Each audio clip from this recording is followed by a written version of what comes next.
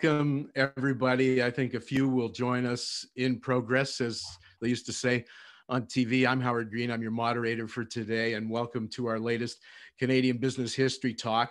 I'm also am very proud to be a member of the Canadian Business History Association, an organization dedicated to the pursuit of Canadian business history domestically and its role globally as well. So please join.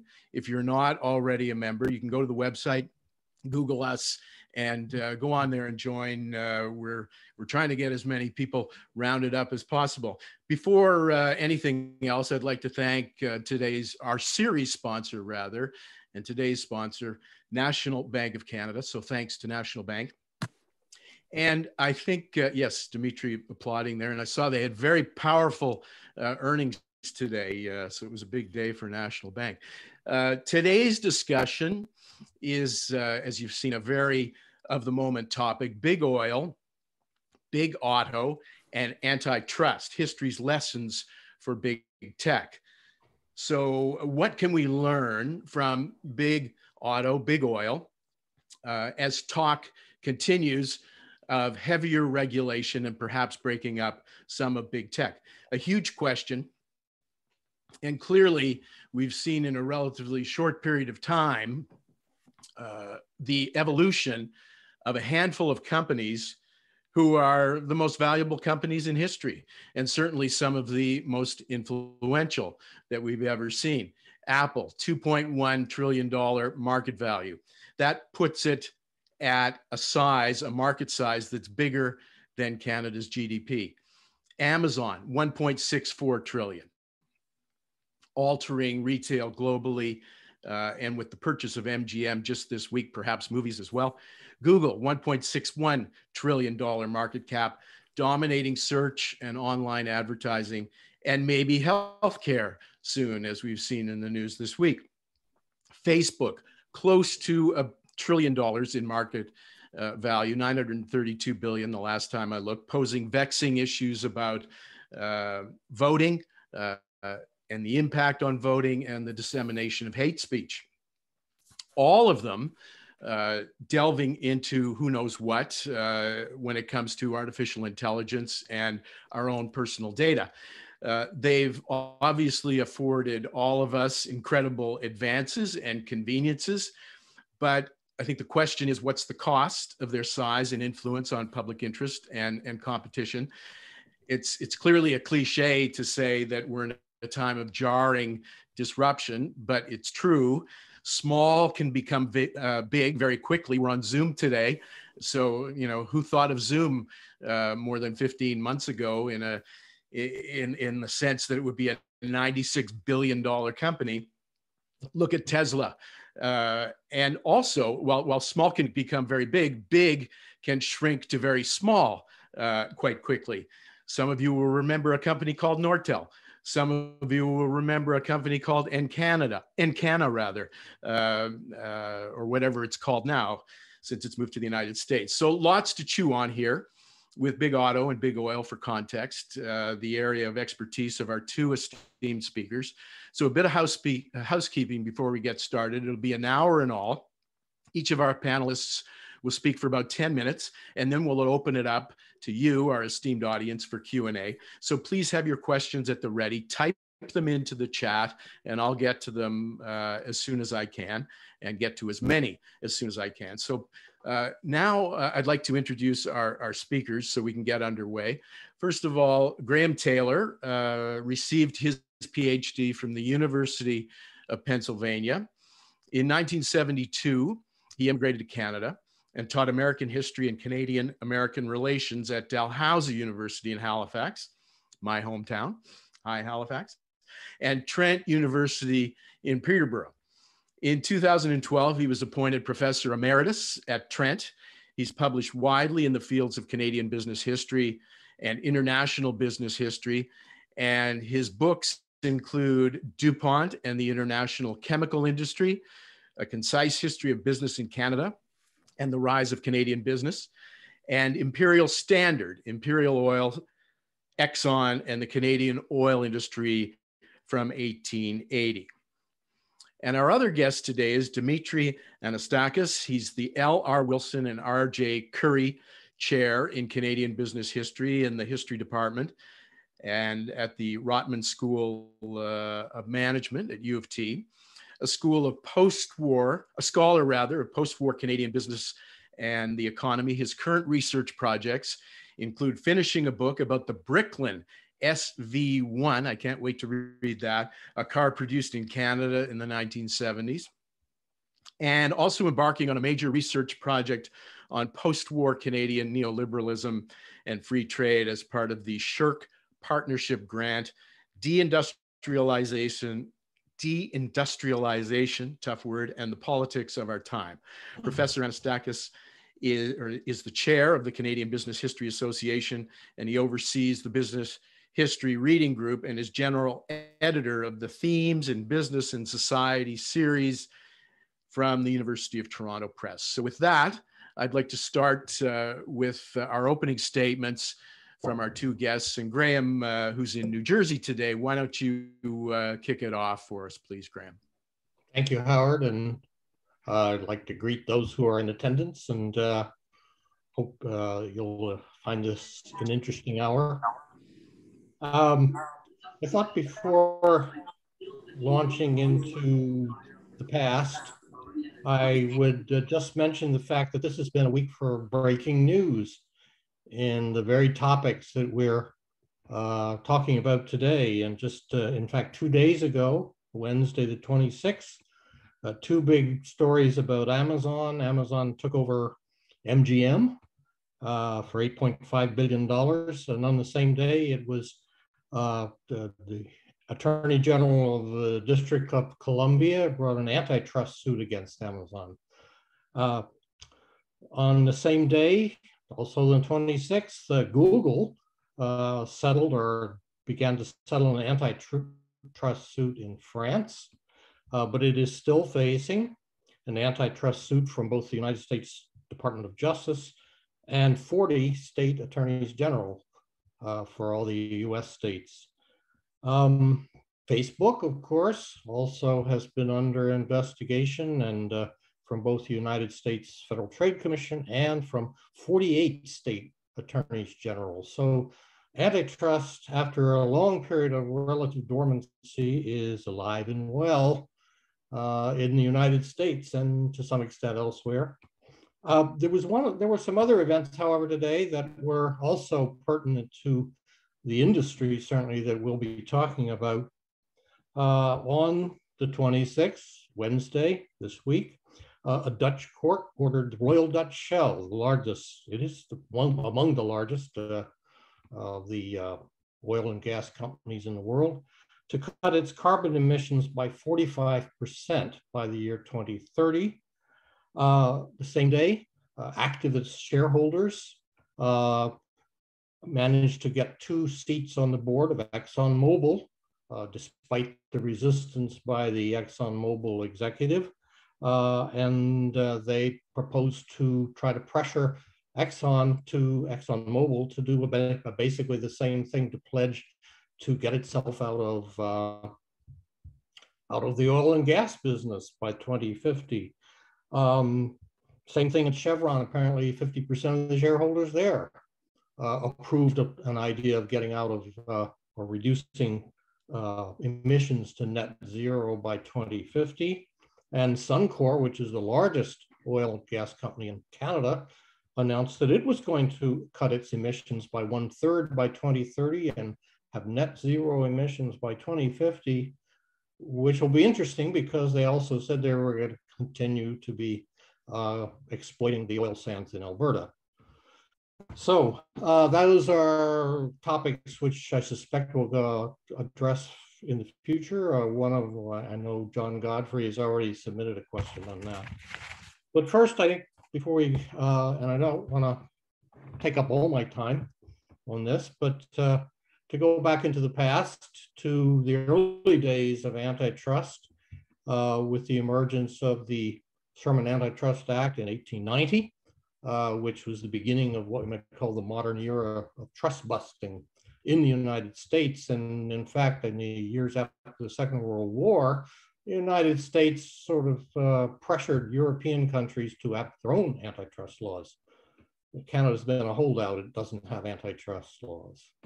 From the very beginning, from 1890, Standard Oil, the trust, the oil and gas trust, at that time was centered in Ohio, was the sort of poster boy for those who wanted to deal with antitrust, the antitrust threat. And I just wanted to make a couple of points about why that was the case. Standard Oil in 1890 was one of the first of the big businesses in America. Basically, the railways, the railroads, and Standard Oil were the largest companies in the country. They were the only companies that actually operated across state lines. So they were seen as national players in addition to the large scale on which they operated. Standard Oil, as you know, was founded by John D. Rockefeller, and Rockefeller himself became one of the most hated men in America in his day. He built Standard Oil from a refinery in Cleveland into a huge, actually international player on the oil field. How did he do that? Well, he started by basically consolidating all the refineries in Cleveland, then used that as leverage to force the transportation companies, that is the railway companies, to provide favorable shipping rates for his products. They were called rebates, and all the other shippers, of course, hated them, which is one reason why Rockefeller was unpopular. He also imposed his own company's will on the oil producers in Pennsylvania. Pennsylvania was at the time one of the largest oil producing regions in the United States. And he simply, basically, because Cleveland controlled most of the refineries, he could simply tell them that they would have to accept the price that he was prepared to pay for crude oil. So they didn't like him either. And in fact, in Pennsylvania, the legislature there decided to go after him. He used vast amounts of money to bribe all the legislators in the Pennsylvania state legislature and managed to escape at least the worst of it, although for many, many years, Rockefeller could not enter the state of Pennsylvania without risking being arrested and personally prosecuted for violating the law. So for all these various reasons, Standard Oil had become, by the 1890s, the most hated company in the country, as well as one of the most powerful and one of the most wealthy. And of course, also in retrospect, it could be considered one of the most efficient companies because of its scale, its magnitude, the way it operated, and not simply because of bad behavior. But of course, at the time, people in the country for them, a big business was a very unfamiliar thing. And you could only, in their mind, get big by taking advantage of your competitors and doing the wrong kinds of things. So it's always been a debate. It's still been a debate in the last generation or so as to whether Standard Oil was indeed a robber baron, a predator of great wealth, or was in fact Rockefeller was an industrial statesman who built one of the, most efficient businesses, big businesses in the world. Back in 1890, at the time of the Sherman Act was passed, it was very much reflected the public attitude towards big business and sought to break up what were called conspiracies and restraint of trade. A very famous journalist of the day, Henry Damaris Lloyd, wrote a book about Rockefeller and Standard Oil called Wealth Against Commonwealth. It was a bestseller. And then 10 years later, a better known book by Ida Tarbell, The History of Standard Oil, was, of course, an expose of the company.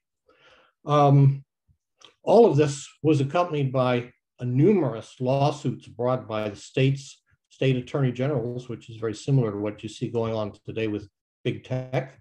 Many of the states had their own antitrust laws and threatened to kick Standard Oil out of their states. Finally, in 1906, Teddy Roosevelt, President of the United States, jumped on the bandwagon and initiated a lawsuit, an antitrust suit against Standard Oil.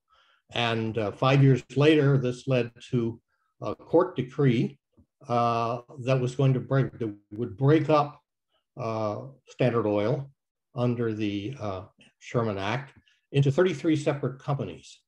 And this was certainly the largest exercise of antitrust power in American history up to that time. And actually, it had been very rarely duplicated in more recent times. So it was a big deal. And of course, many people celebrated that the ogre had been slain.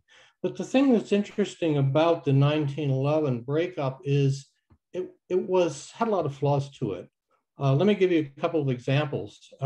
When the judge ruled that they were going to break up Standard Oil into 33 separate companies, they left the shareholders in place. So in other words, Rockefeller and his associates exercised controlling shares over all 33 companies. And it was the same as if you had what would be called an interlocking directorate. They would make decisions ostensibly for the separate companies, but actually coordinating strategies together. Another error that they made was when the judges when they did the breakup, they didn't. What they did was instead of creating, say, 33 separate vertically integrated corporations that did all the various things from crude oil production to refining to sales and so forth, they basically left things hanging. Like, just to give you an example, Standard Oil of New Jersey, which was the largest of these survivors, had huge amount of refining capacity. By the way, it was the company that owned Imperial Oil here in Canada. It had almost no crude oil. It had no access directly to crude oil. By contrast, Standard of Ohio had almost no refining capacity and lots of oil. So it was a strange kind of mix. And what that ultimately led to was that the companies, the various companies, would begin making long-term contracts with each other in order to essentially create a kind of vertically integrated industry. So that in fact, by the 1920s, the Standard Oil industry companies had become a virtually new cartel in their own right. And they, of course, joined together with other large companies that were emerging in the field to form an international cartel in 1928. Royal Dutch Shell, British Petroleum, what was then Anglo-Iranian, Texaco, Gulf, Standard of California, and Standard of New Jersey all got together and formed a cartel that controlled the oil industry right up to the 1970s when OPEC emerged. So in a way, you could say that although they broke up the Standard Oil Trust, the trust actually managed to rebuild itself because essentially the relationships between the different companies remained pretty much the same, if not legally, certainly in practice. And this, of course, marked it sort of reached a culmination in the 1990s. In 1999, for example, Exxon, which is Standard of New Jersey, merged with Mobil, which is the old Standard of New York. British Petroleum merged with Amoco, which was Standard of Indiana. Chevron, which is Standard of California, merged with Gulf. So in effect, if you looked at the oil industry in the year 2000, it would look an awful lot like the oil industry of the world in 1900, of very few, very large companies that essentially dominated virtually every phase of the industry. And So you have to ask the question, did antitrust work in this case? It's a sort of debatable thing. And I'll just want to mention, I don't know how much time I have left, but I'll just mention a couple of other examples of this, actually involving, for the most part, what we may call big tech. In the 1960s, the US Department of Justice decided they were going to break up IBM, which at the time controlled the mainframe computer industry. That dragged on for more than 10 years and finally was dismissed without any outcome by the Reagan administration in the 1980s. Another example was Microsoft, which was prosecuted by the Clinton administration in the 1990s. And in fact, a judge in that case ordered the breakup of Microsoft into two companies, one for operating systems and one for software. But an appeals court simply overruled that and told the judge get some kind of consent decree. And so Microsoft negotiated an agreement under which they would stop behaving badly in some areas, but only for 10 years. And then, of course, the largest of the breakup trust busting cases next to Standard Oil was the breakup of American Telephone and Telegraph, AT&T, which for years had functioned as a kind of monopoly, a regulated monopoly, if you want to call it that, in the United States. In the 1980s, there was a period of enthusiasm for deregulation. And so AT&T was broken up into what they called 9 of the baby bells. They were broken up into regional companies. And that also, was heralded as a new day for the telecommunications industry.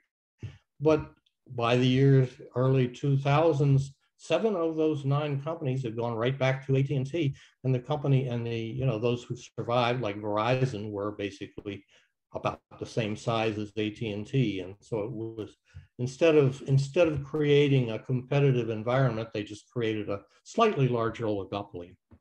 So when you look at the actual outcome of these events, you have to ask, how well did antitrust work? And there's one final point, and then I'm going to let Dimitri come in. One of the arguments that's been made in the last couple of decades is that antitrust was not only unsuccessful from a legal point of view, but the things that really affected these big monopolies or oligopolistic companies like AT&T or Standard Oil, it wasn't so much the law and the antitrust measures, but it was more just changes in technology, changes in markets.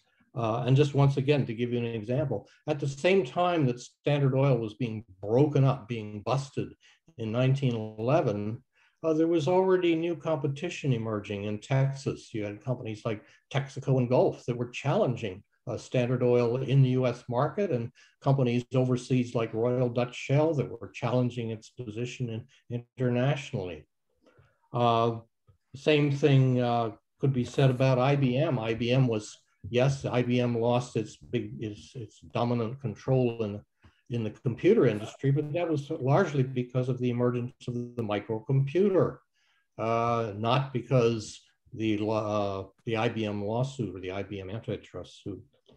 So again, in Microsoft, for example, Microsoft was a big player in the personal computer field. And in fact, it was IBM that got them started in that field. But they didn't really completely, but they almost pretty much missed the emergence of e-commerce on the internet in the early 2000s. So that all those companies, whether you're looking at Standard Oil or IBM or Microsoft, they were big in their day. They were dragons in their day, but maybe we look at them in retrospect as dinosaurs.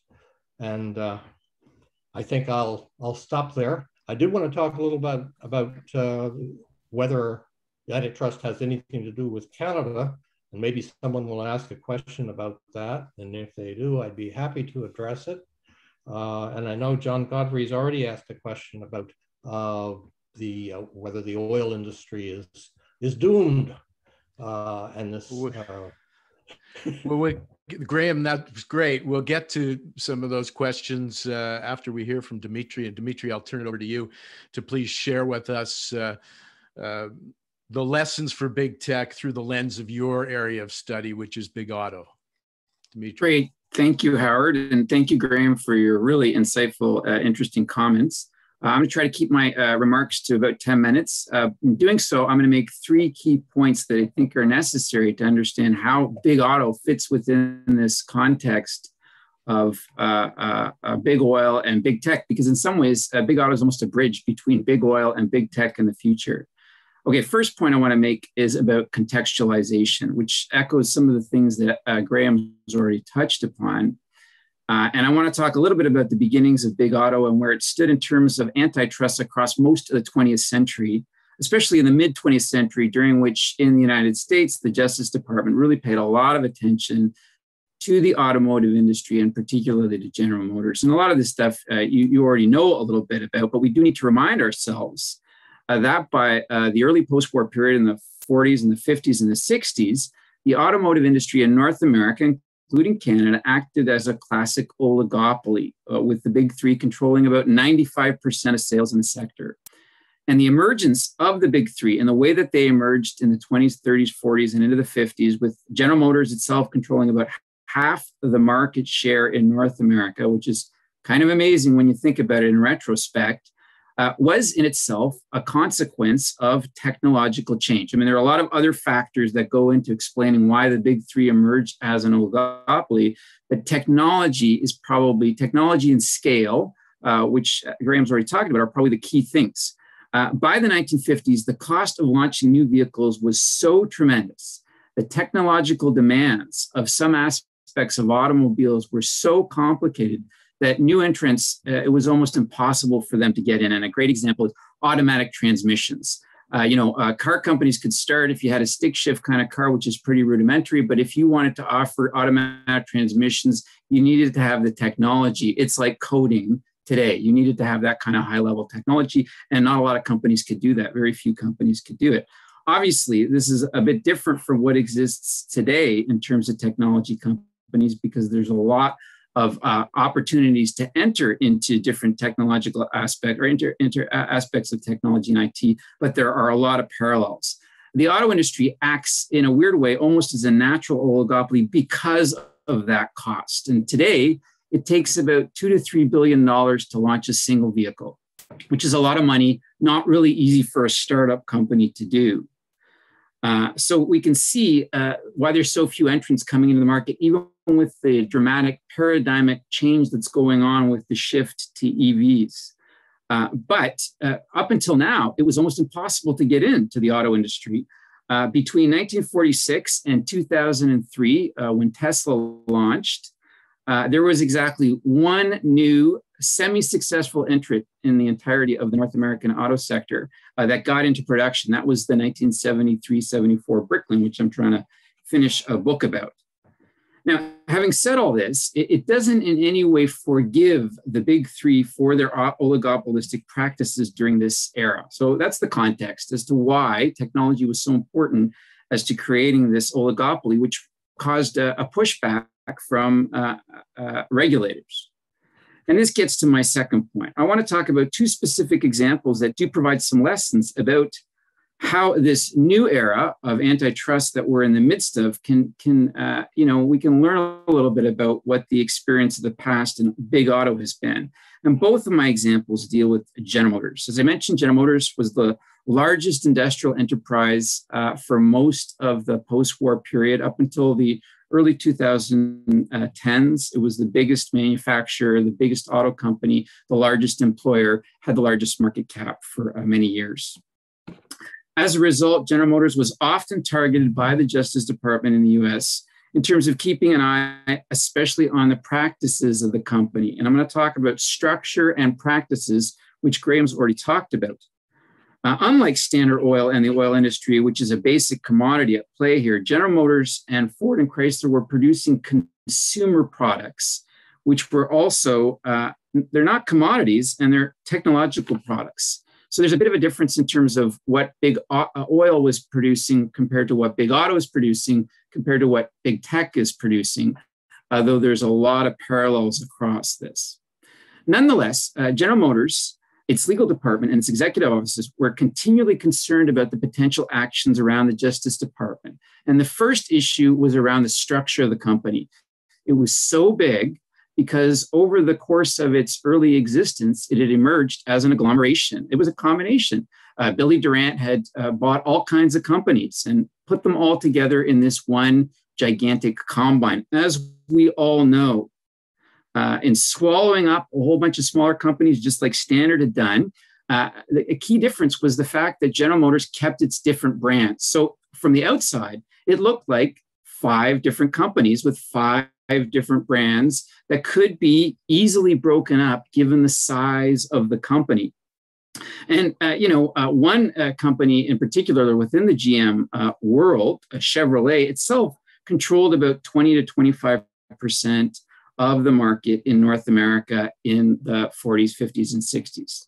In other words, the very structure of GM, along with its size, made it a perfect candidate to break up. It looks like, from the outside, you could just break off Chevy and put it somewhere else, and suddenly you'd have more competition in the car industry. But the problem is, from the inside, General Motors had centralized and overlapped a lot of its processes, its organizations, and its administration so that it looked like different companies from the outside, but it was actually functioning as one company going forward. Whatever the case may be, this kept people like Alfred Sloan awake because there was always a fear that GM could be seen, and it was, as being a candidate that could easily be broken up into different constituent parts. Just like what happened with Standard being broken up into 34. And this is something that keeps Mark Zuckerberg awake. It keeps Tim Cook awake because there are ways to break up Facebook. For instance, you could peel off Instagram, or you could peel off WhatsApp. Maybe you could, maybe you can't. The Justice Department did never actually bring any actions against General Motors on the structural side of things, but they did bring actions against General Motors, which is my second example, on their practices, their business practices. And that's the second reason that GM executives were kept awake at night in the 50s, 60s, in this period where they were so large, because they were often criticized and taken to court by the Justice Department for their business practices. And they had a lot of crappy business practices. They treated their dealers poorly. They pretty much monopolized the diesel bus market. They took over a bunch of their suppliers and cut down on the competition and then supply networks. They did do a lot of business practices that were very much seen as being anti-competitive, especially when it came to pricing. They set their prices, and then Ford and Chrysler would set their prices, which was the most obvious aspect of anti-competitive behavior. Well, you can see a lot of parallels today in the current environment around tech with business practices. The court case going on right now between Epic Games, which is Fortnite, and Apple over the developer fees of the App Store is a perfect example of anti-monopolistic behavior that's being criticized and attacked by the Justice Department because, or at least attacked by others because it is seen as being anti-competitive business practices. Has less to do with the structure of Apple, though it's a consequence that naturally flows from that. Now, as I said, General Motors never really got directly in trouble in terms of its business practices, except on one main issue around catalytic converters, in which they colluded with the other big three to make sure that catalytic converters were not offered on their vehicles until much later than they were forced to do so. Okay, I want to make a final point here before we get into questions because I'm cognizant of the time. And this point is really an attempt to very forcefully link the auto industry with big tech. And I do this because, I've studied the auto industry for a long time, and I know I'm going through this transformation here where people used to kind of think of me as being the historian of a dying industry. Auto is dinosaur, smokestack, blue collar kind of industry. Well, I always have said that this clashes pretty sharply with the reality that the auto industry is actually probably the most technologically advanced industry in the world. and the most competitive too in many ways.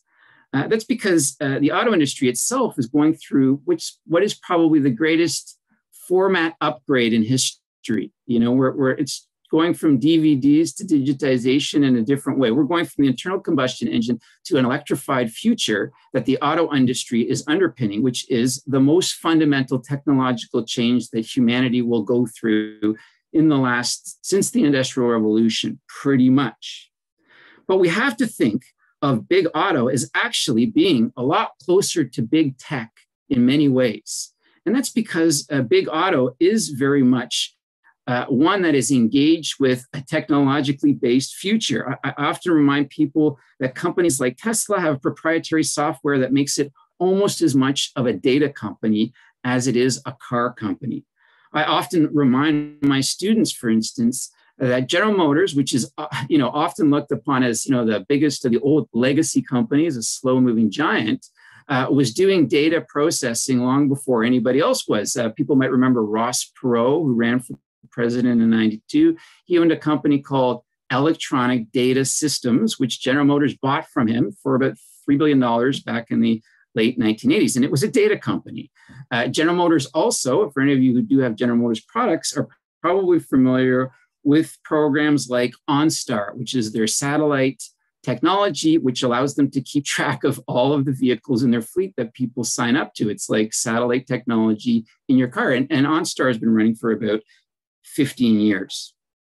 So even a dinosaur legacy company like General Motors are pretty tech savvy.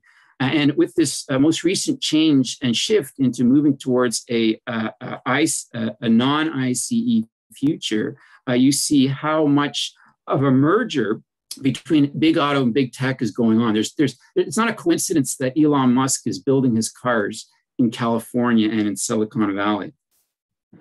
But my point is that this has always been the case in the automotive industry, and we really need to start thinking about automotive as kind of the end user of all technological advances.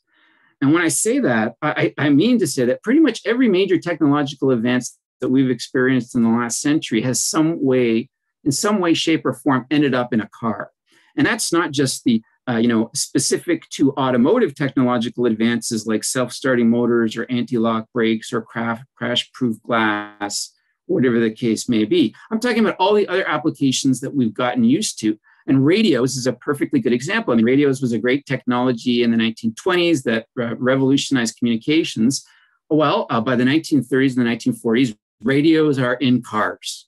And they're really nowadays, they're the only place that people listen to radios are in cars because we've moved off of radios. But it just goes to show you that the auto industry was pretty darn good at miniaturizing and improving radios and satellite technology and all kinds of technologies. And you see this not just in stuff like radios, but you see it most importantly in materials. So it's no coincidence that some of the greatest advances in materials development and technology, whether it's plastics or lightweight metals or aluminum or titanium, have all been advanced in the auto industry or have become to be used in a large degree because of the auto industry. To sum up, my point here is that we really do need to see the bridge between big auto and big tech as something of more of a continuation around these two sectors that have a lot more in common and overlap than two sharp and distinctively different sectors that have faced questions around antitrust. And there's two real key factors around the antitrust side. Obviously, the structure of the industry has been much more of a target around this for both big auto and big tech. But just as importantly, has been their practices, their business practices, which are not necessarily one flowing from the other in all instances. But there is a lot of commonality. In other words, there's an awful lot of lessons that we can learn from looking at the history of antitrust in automotive to gather some potential ideas of what might happen for big tech. And I really do think that the biggest one, and this is something that Graham has really established quite well, is that big auto was never broken up. General Motors was never broken up, and the companies were never broken up, in part because it ran like a classic oligopoly, but in part because these are incredibly valuable companies with pretty good legal teams that are doing certain things. And doing certain things that a lot of consumers find very useful.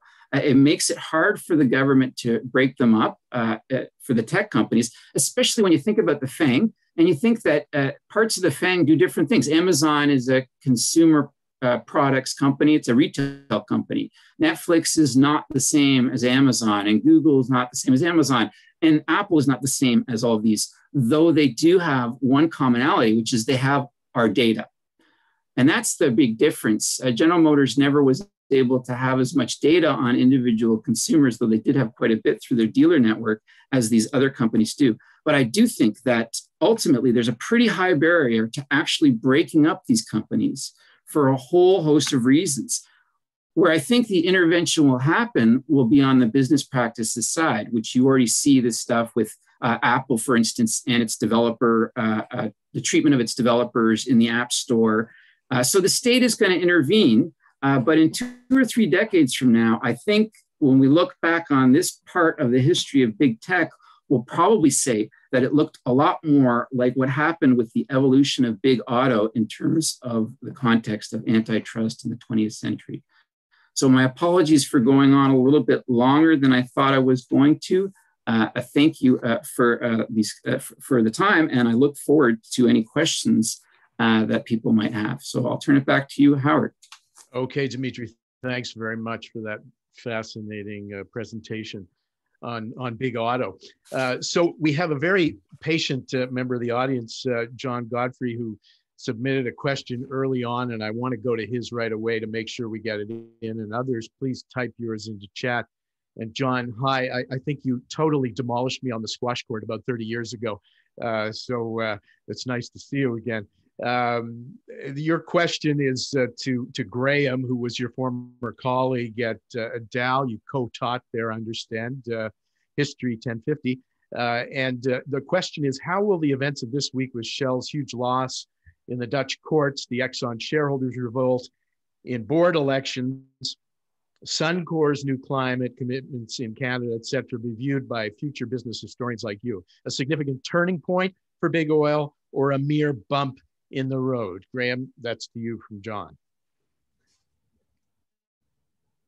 You need to unmute your mic there for us, Graham.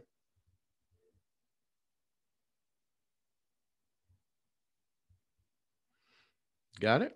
Nope. Down in the bottom left-hand corner.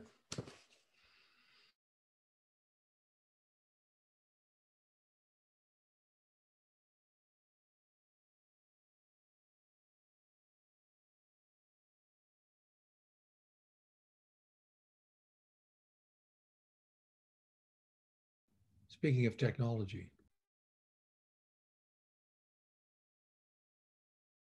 It really is the bane of, it's the be all and end all. It's the bane of our existence. It allows us to do all this amazing stuff, but it also really limits us in many ways. You know, this surveillance capitalism is real. How about that?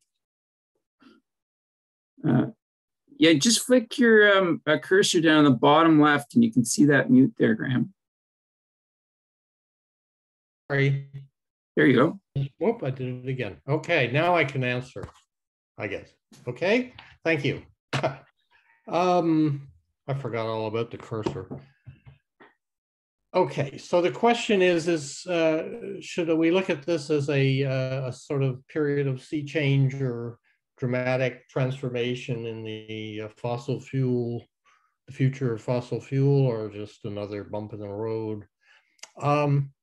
I guess I have two comments I make on that. One is, in a sense, these events like the you know, the Exxon people, the people getting on the Exxon board, and the courts in the Netherlands telling Royal Dutch Shell that they needed to cut their emissions by 45%.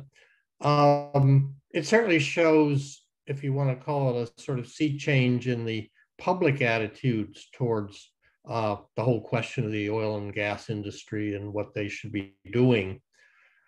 The question is, are the companies themselves going to do these things? They're all saying that. Suncor has promised that it will cut its emissions by 1/3 by 2030, and the whole thing net zero by 2050. I think Exxon has made similar promises. Chevron says by 2050 we'll do that. 2050 is still a long way away. I mean, it may seem like a short time, but from the point of view of the oil companies, they would not mind having another 15, 20 years in which things go on as usual, because there's still a lot of oil for them to pull up out of the ground and elsewhere. And yes, I know that Exxon, for example, is doing experiments with algae, generating energy from algae. But they're also very much still very heavily into conventional oil production, and that's exactly what they're searching for. And yes, they have these two dissidents on the board of ExxonMobil, but that's 2 out of 12. So I think you'll see some things happening, but there's an awful lot of just public relations stuff, I think. And Suncor, really, come on, give me a break. They're going to get out of they're going to have net zero while they're continuing to mine the oil sands. I just don't believe that. But that's okay. I'm an Imperial Oil guy. We never liked Suncor. You are being recorded, Graham. This will be on YouTube, so it's too late now. They'll never let me write their history. So thank you for that. In the absence of other questions, I'm just going to throw one, and I want to throw it to each of you. And Dimitri, I'll start with you. And this is in the spirit of good fun and trying to keep this interesting. I'm going to put each of you on the spot. I know you kind of were getting there, Dimitri, on the last part of your presentation, but based on what each of you knows about big oil and big auto, is it at all in the public interest to break up or heavily, more vigorously regulate any of the big tech names? And if so, which ones? Dimitri, to you first. Well, there's a difference between breaking up and regulating. And I think, that question between structure and business practices, because some of these companies, the scale of Google, it's the ability of its search engine, the browser function, its web services, all the stuff that it does do, that scale is actually something that's really beneficial. It was one of the reasons that Microsoft was able to kind of provide a standard operating system for most of the world for a long time, which allowed us to make it really easy for us to send things to each other. And everybody uses Word as their word processing kind of tool and device. So a lot of these companies do provide some benefit that way. But at the same time, I really do think that there is more than enough room for their business practices to be far more regulated. And there's probably enough room for more than one social media behemoth a la Facebook in the world. The problem with that, though, is that humans are of a certain nature. So Facebook's got 2 billion users or whatever the case may be, because that's the network that people want to be on. They're on other networks too. So I know that I'm kind of going on here. It's hard for me to see who would be broken up and how they could be broken up. But I do see a much tighter regulation in terms of how Facebook, for instance, sells its data, who sells its data to, who gets access to its database, the kind of uses that Facebook can do. A limitation, for instance, on some of the ancillary or additional platforms that Facebook has done. I mean, there's no way in hell that Facebook should have been allowed to purchase Instagram and to purchase WhatsApp. I mean, that makes no sense from any perspective, except if you're Zuckerberg and you want to get rid of the competition. Right. Similarly, at the same time, Google purchasing YouTube, not necessarily the same thing, but YouTube as a going entity was more than enough in terms of focusing on that. And I think that's where there's some potential, if you're not necessarily going to break up Facebook, but you're going to force it to divest some of these platforms. And the same thing with Apple. What's going on with Apple right now, because they do from hardware all the way to the software and all the services in between, It's very difficult for an ordinary consumer to be an Apple consumer. And I know all of you people who are Apple people, I'm an Android person. You cannot have different types of things on your iPhone. You cannot have anything that's not an Apple product, pretty much.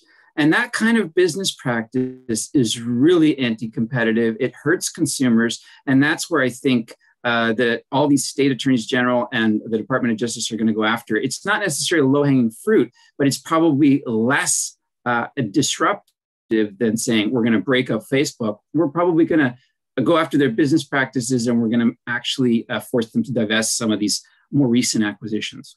Okay, thanks, Dimitri. Graham, maybe we can get a quick answer from you on that. Sorry. I know it's a complicated question, but we have a question in the queue from Donica that I want to get to. So maybe you can respond. Do you agree with Dimitri on that? Well, I was thinking when he was talking about, back in the early days of the auto industry, the companies did all get together and agree on the ignition, sharing information about the ignition technology and this sort of thing, which is something they probably wouldn't be doing in more recent years. As far as the big tech stuff, as I said at the end of my presentation, first of all, I don't think that the breakups really work except in the short run. And secondly, there will always be competitors. There will always be changes in the market. There will always be changes in technology. But what about heavier? If I could just jump in, what about heavier? Sorry, Graham. What about heavier regulation as opposed to breakup? I mean, when I was on BNN, we used to have a sommelier on occasionally who would bring wines and recommend them as investments, and we would taste them, and then we weren't allowed to taste them anymore on the air. Oh, the CRTC. But anybody at Facebook can broadcast all around the world with whatever they want. So why shouldn't Facebook be regulated to at least the level that broadcasters are? Oh, I think Facebook could not only be regulated, but probably should be broken up and sold off to its constituents. But I have no use for the Facebook technology. Okay, well, we got a good answer out of you there. I'm gonna go to the question in the queue from Donica. I hope I pronounced your name correctly. It's for Dimitri. I heard you use the word combine to describe the auto companies. Can you tell me if there's a particular definition you're using here? I'm asking because I'm curious how combines were defined during this period, and maybe you could comment a bit on who would have been using this term.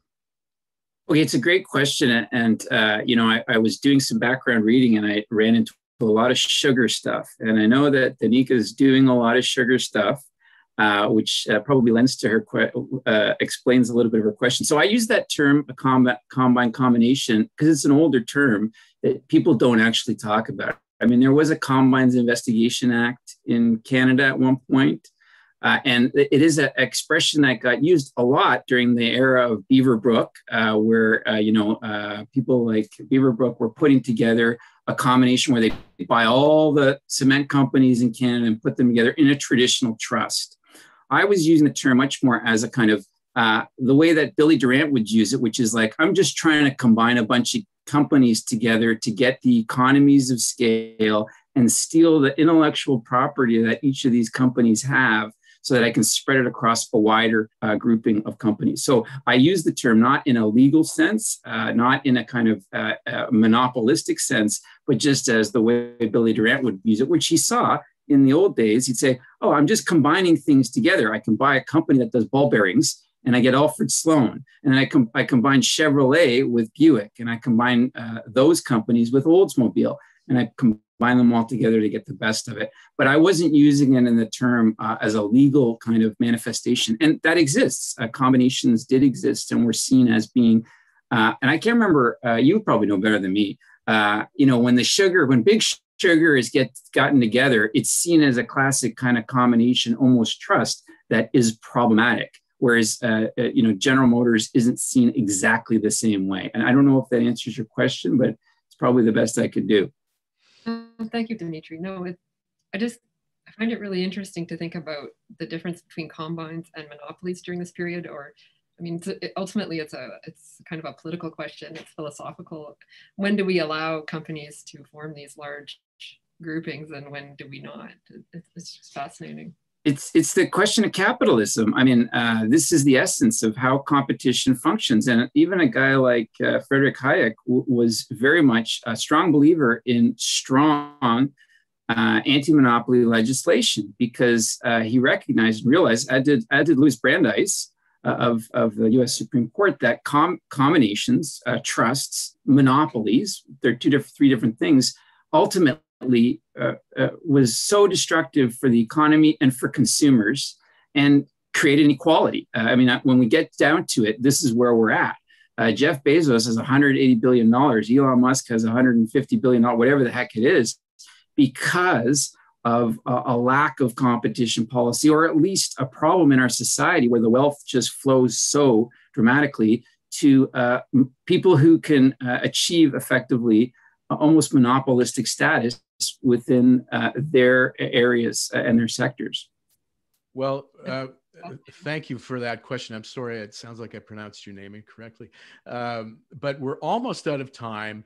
And before I do my closing bit here, I just want to reference a quote that I've never forgotten from the late Adam Zimmerman, who was chair of Noranda Forest. And he said, "Corporations operate with public consent."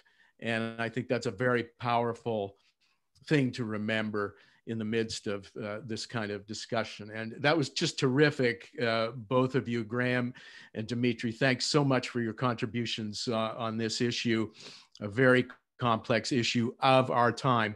And I'd also like to thank our production team, Tabitha Fritz, and anybody I don't know who's working with her as well. Thank you, Tabitha. And of course, Joe Martin for making all of this work behind the scenes. And once again, to our series sponsor, National Bank of Canada. I'd also like to remind you that we have another talk coming up on June 16th, Lessons Learned on Bay Street. The sale begins when the customer says no.